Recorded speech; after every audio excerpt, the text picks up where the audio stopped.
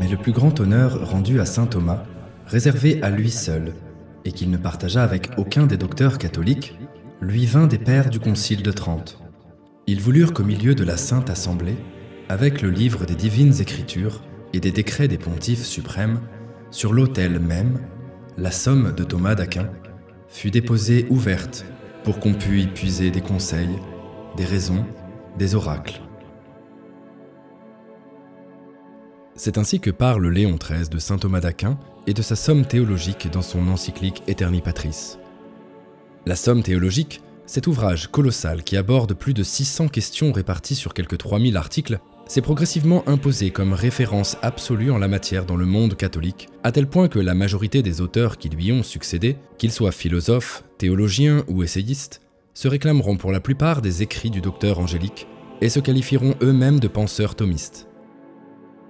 Certains d'entre vous en auront peut-être lu des extraits, écouté des commentaires et des résumés, voire étudié quelques passages, mais peu d'entre nous seront allés au bout de l'œuvre de saint Thomas, car il faut bien l'avouer, pour des esprits distraits du XXIe siècle, la somme théologique est exigeante. L'ouvrage que nous vous présentons ici est une synthèse de la somme théologique rédigée par le père Thomas Pegg, sous la forme d'un catéchisme compréhensible et pensé pour les fidèles. Ce lumineux catéchisme a pour vocation de mettre à la portée de tous ce qu'a de plus haut dans son enseignement la doctrine sacrée.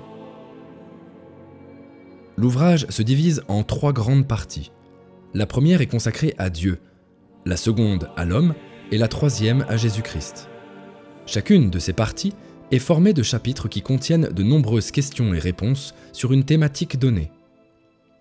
Ainsi, pour en faciliter la lecture, l'écoute et la compréhension, nous avons choisi de découper l'ouvrage en regroupant les chapitres successifs par thématique.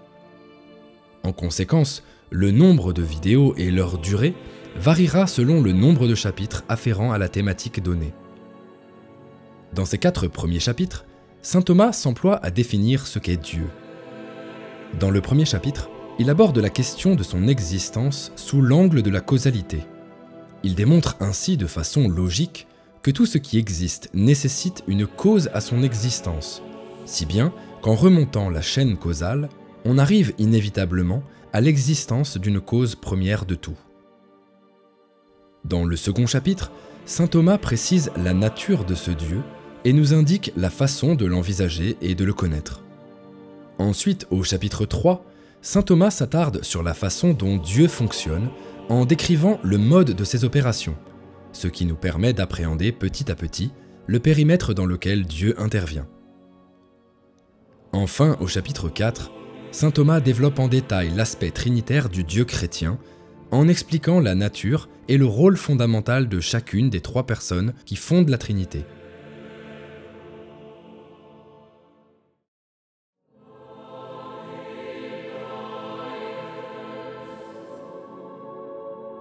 Dieu, être souverain, source et maître de tout être.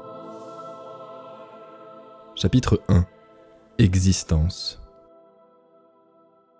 Dieu existe-t-il? Oui, Dieu existe. Pourquoi dites-vous que Dieu existe? Parce que si Dieu n'existait pas, rien n'existerait. Comment montrez-vous que si Dieu n'existait pas, rien n'existerait? On le montre par ce raisonnement. Ce qui n'existe que par Dieu n'existerait pas si Dieu n'existait pas. Or, tout ce qui existe et qui n'est pas Dieu n'existe que par Dieu. Donc si Dieu n'existait pas, rien n'existerait. Mais comment montrez-vous que ce qui existe et n'est pas Dieu n'existe que par Dieu? Par ce raisonnement. Ce qui existe et n'existe point par soi n'existe en dernière analyse que par un autre, qui est par soi et que nous appelons Dieu. Or, ce qui existe et qui n'est pas Dieu n'existe point par soi. Donc, ce qui existe et n'est pas Dieu n'existe en dernière analyse que par Dieu. Et comment montrez-vous que ce qui existe et n'est pas Dieu n'existe point par soi? Par ce raisonnement. Rien de ce qui a besoin de quelque chose n'existe par soi. Or, tout ce qui existe et n'est pas Dieu a besoin de quelque chose. Donc ce qui existe et n'est pas Dieu n'existe point par soi. Pourquoi dites-vous que rien de ce qui a besoin de quelque chose n'existe par soi? Parce que ce qui existe par soi ne dépend ni ne peut dépendre de rien, ni de personne, et que tout ce qui a besoin de quelque chose ou de quelqu'un dépend de ce quelque chose ou de ce quelqu'un. Et pourquoi dites-vous que ce qui existe par soi ne dépend ni ne peut dépendre de rien ni de personne? Parce qu'existant par soi, il a tout en lui-même et par lui-même, et ne peut rien recevoir de rien ni de personne. Tout être, donc qui existe et qui a besoin de quelque chose, prouve manifestement, par sa seule existence, que Dieu existe?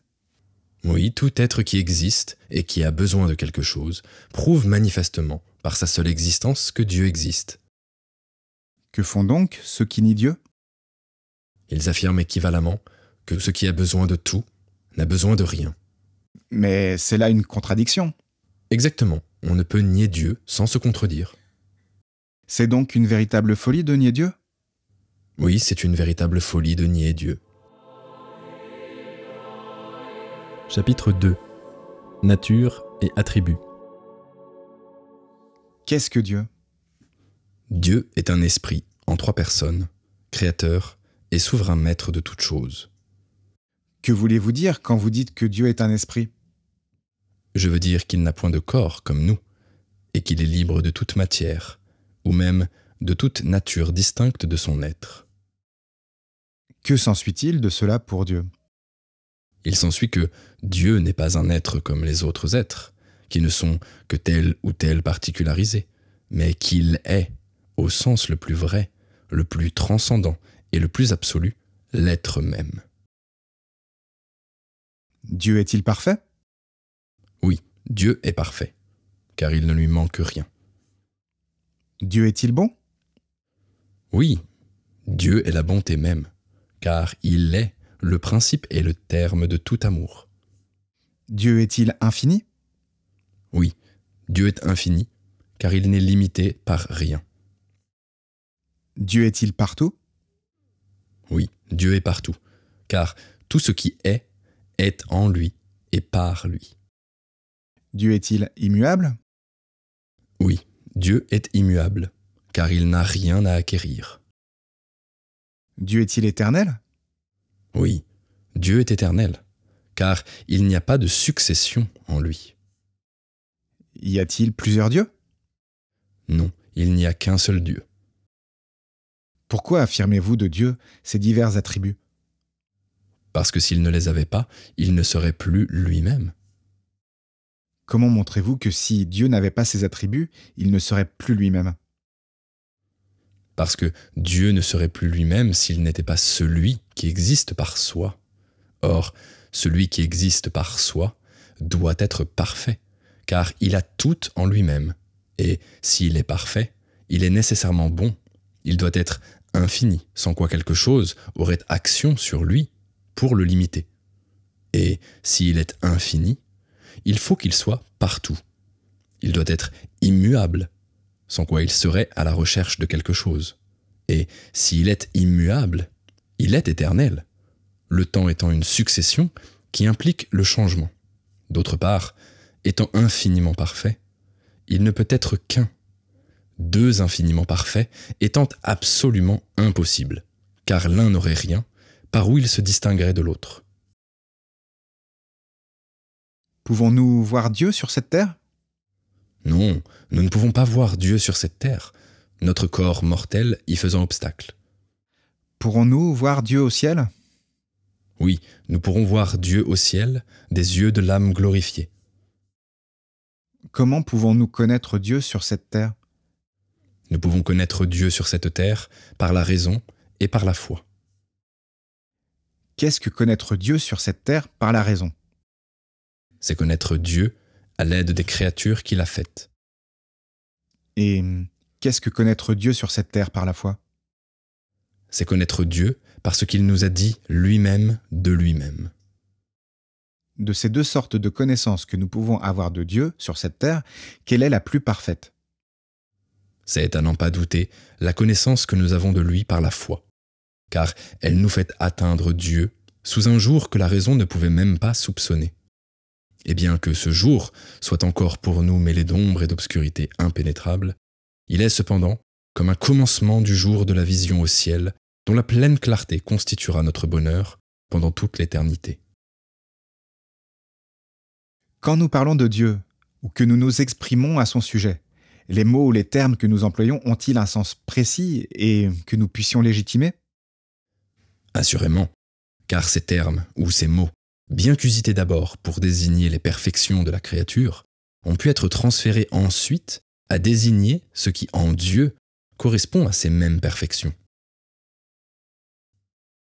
Ces termes, ou ces mots, ont-ils le même sens quand nous les disons de Dieu et de la créature, ou ont-ils un sens tout à fait différent ? Ils ont le même sens, mais avec une portée plus haute. Cela veut dire qu'employés pour désigner les perfections des créatures, ils les désignent dans leur plénitude et en disant tout ce qu'elles sont, tandis qu'employés pour désigner les perfections divines, ou ce qui est en Dieu, si tout ce qu'ils disent de perfection est bien véritablement en Dieu, ils ne disent pas tout ce que sont en Dieu les perfections qu'ils expriment. Il est donc vrai que Dieu demeure pour nous ineffable, quoi que nous puissions dire de lui, et quelque sublime que puissent être nos expressions à son sujet ? Oui, mais nous ne pouvons rien faire de mieux cependant, ni de plus vrai ou de plus parfait que de parler de lui, et de nous exprimer à son sujet, quelque imparfait que demeure sur cette terre, tout ce que nous pouvons penser de lui ou dire de lui. Chapitre 3 Opération. Que fait Dieu en lui-même ? Il vit de sa connaissance et de son amour. Est-ce que Dieu connaît toutes choses ? Oui, Dieu connaît toutes choses. Est-ce que Dieu sait tout ce qui se passe sur la terre ? Oui, Dieu sait tout ce qui se passe sur la terre. Est-ce que Dieu connaît les secrets des cœurs ? Oui, Dieu connaît les secrets des cœurs. Est-ce que Dieu connaît l'avenir ? Oui, Dieu connaît l'avenir. Pourquoi dites-vous que cette science se trouve en Dieu ? Parce que Dieu, étant au souverain degré de l'immatérialité, est d'une intelligence infinie, et qu'il ne peut rien ignorer de ce qui est, ou sera, ou serait, ou pourrait être, en quelque être que ce soit, tout cela étant dans un rapport d'effet à cause, à l'endroit de sa science, faite d'intelligence et de volonté. Il y a donc aussi une volonté en Dieu. Oui, il y a aussi une volonté en Dieu, la volonté étant toujours où est l'intelligence. Est-ce que tout dépend de la volonté de Dieu ? Oui, tout dépend de la volonté de Dieu, parce qu'elle est la cause première et suprême de tout. Est-ce que Dieu aime toutes ses créatures ? Oui, Dieu aime toutes ses créatures, ne les ayant faites que par amour. L'amour de Dieu pour ses créatures a-t-il quelque effet en elles ? Oui, l'amour de Dieu pour ses créatures a son effet en elles. Quel est l'effet de l'amour de Dieu dans ses créatures ? C'est tout le bien qui est en elles. Dieu est-il juste ? Oui, Dieu est la justice même. Pourquoi dites-vous que Dieu est la justice même ? Parce qu'il donne à tout être ce que sa nature exige. Y a-t-il un mode spécial de la justice de Dieu envers les hommes ? Oui, il y a un mode spécial de la justice de Dieu envers les hommes. Quel est le mode spécial de la justice de Dieu envers les hommes ? Le mode spécial de la justice de Dieu envers les hommes, c'est qu'il récompense les bons et punit les méchants. Est-ce sur cette terre que Dieu récompense les bons et punit les méchants ? Ce n'est jamais qu'en partie que Dieu sur cette terre récompense les bons et punit les méchants. Où Dieu récompense-t-il entièrement les bons et punit-il les méchants ? C'est au ciel que Dieu récompense entièrement les bons et dans l'enfer qu'il punit les méchants.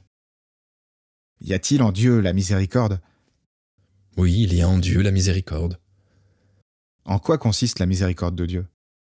La miséricorde de Dieu consiste en ce qu'il donne à tout être bien plus que sa nature n'exige, et aussi qu'il récompense les bons au-delà de leur mérite et punit les méchants en deçà même de tout ce qu'ils méritent. Dieu en lui-même s'occupe-t-il du monde ? Oui, Dieu en lui-même s'occupe du monde. De quel nom s'appelle le soin que Dieu a en lui-même du monde ? Le soin que Dieu a en lui-même du monde s'appelle la providence. La providence de Dieu s'étend-elle à toute chose? Oui, la providence de Dieu s'étend à toute chose, car il n'est rien dans le monde que Dieu n'ait prévu et préordonné de toute éternité. S'étend-elle aussi aux êtres inanimés? Oui, elle s'étend aussi aux êtres inanimés, ces êtres eux-mêmes faisant partie de l'œuvre de Dieu. S'étend-elle aux hommes dans leurs actes libres? Oui, elle s'étend aux hommes dans leurs actes libres. Qu'entendez-vous quand vous dites que la providence de Dieu s'étend aux hommes dans leurs actes libres? J'entends par là que tous les actes libres des hommes sont soumis à la disposition de la divine providence, et que rien dans ces actes-là n'arrive que Dieu ne leur donne ou ne le permette, la liberté de l'homme n'impliquant aucunement son indépendance à l'endroit de Dieu. La providence de Dieu à l'endroit des justes a-t-elle un nom spécial? Oui, on l'appelle la prédestination. Que comporte la prédestination à l'endroit des hommes qui en sont l'objet? Elle comporte que ces hommes posséderont un jour dans le ciel le bonheur de la gloire. Comment appelle-t-on ceux qui ne doivent pas avoir ce bonheur? On les appelle les réprouvés ou les non-élus. D'où vient que les prédestinés auront ce bonheur, tandis que les réprouvés ou les non-élus ne l'auront pas? Cela vient de ce que les prédestinés ont été choisis par Dieu ou aimés d'un amour de préférence, en vertu duquel Dieu disposera de toutes choses dans leur vie, de telle sorte qu'ils aboutiront finalement au bonheur du ciel.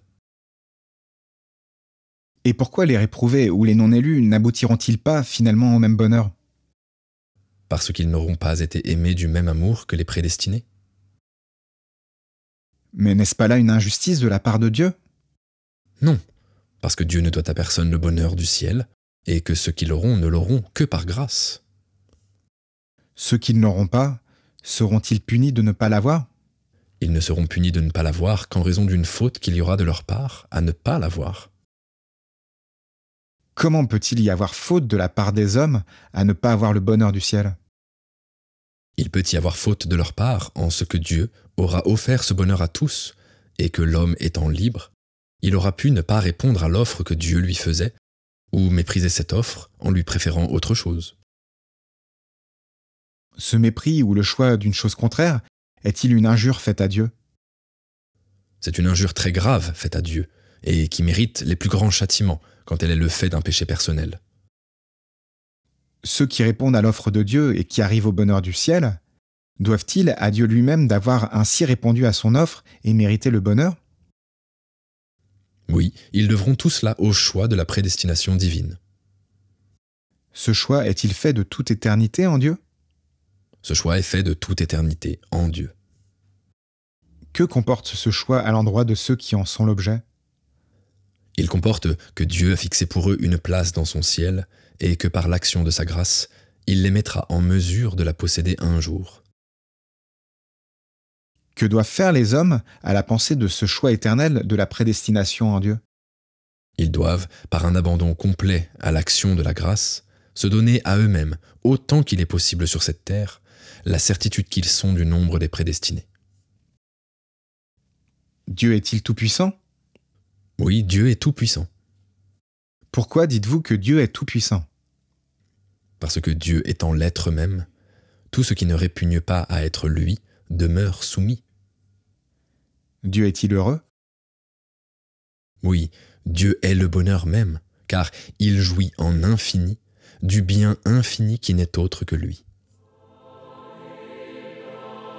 Chapitre 4. Personne. Qu'entendez-vous quand vous dites que Dieu est un esprit en trois personnes?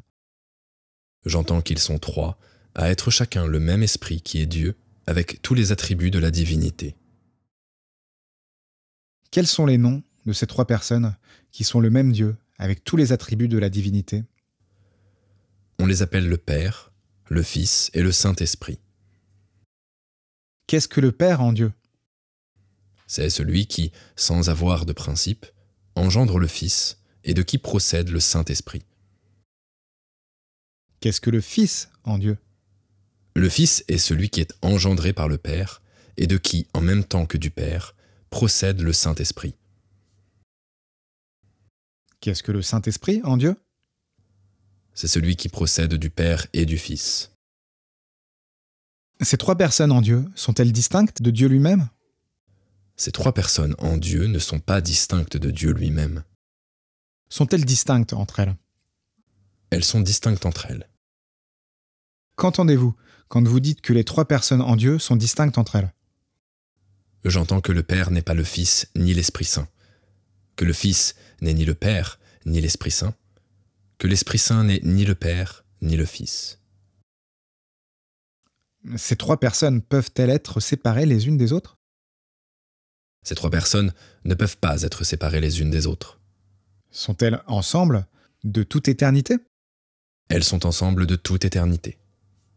Le Père, dans son rapport au Fils, a-t-il en lui tout ce que nous avons vu qui était en Dieu? Oui, le Père, dans son rapport au Fils, a en lui tout ce que nous avons vu qui était en Dieu. Le Fils, dans son rapport au Père, a-t-il en lui tout ce que nous avons vu qui était en Dieu?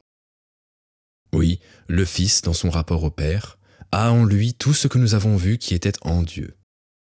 Le Père et le Fils, dans leur rapport au Saint-Esprit, ont-ils en eux tout ce que nous avons vu qui était en Dieu?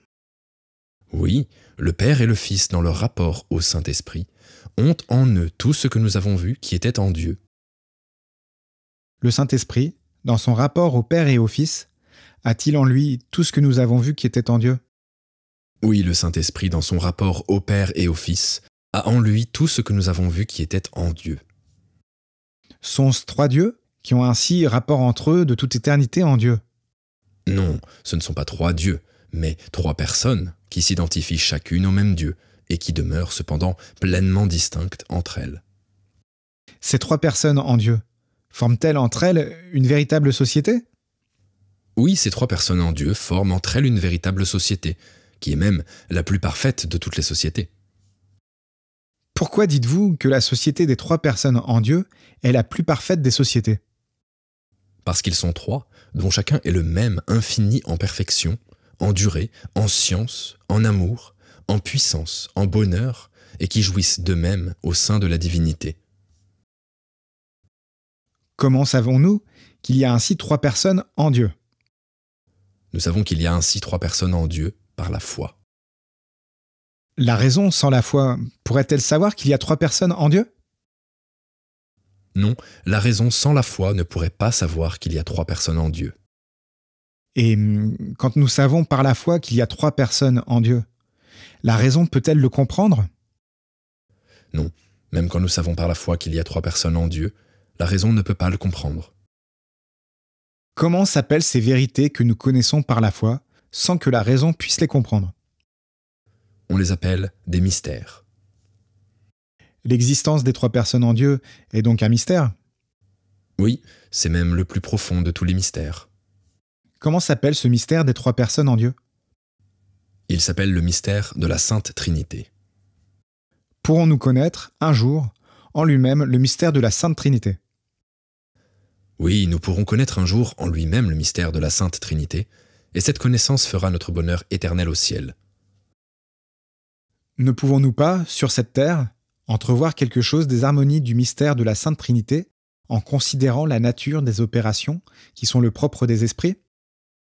Oui, car ces opérations impliquent, dans le sujet qui agit, un double rapport de principe et de terme de l'opération, soit dans l'acte de penser, soit dans l'acte d'aimer, d'où il résulte qu'en Dieu, selon que la foi nous l'enseigne dans l'acte de penser, le Père a raison de principe qui dit, et le Verbe a raison de terme qui est dit, et dans l'acte d'aimer, le Père et le Fils ont raison de principe commun à l'endroit de l'Esprit Saint qui a raison de terme.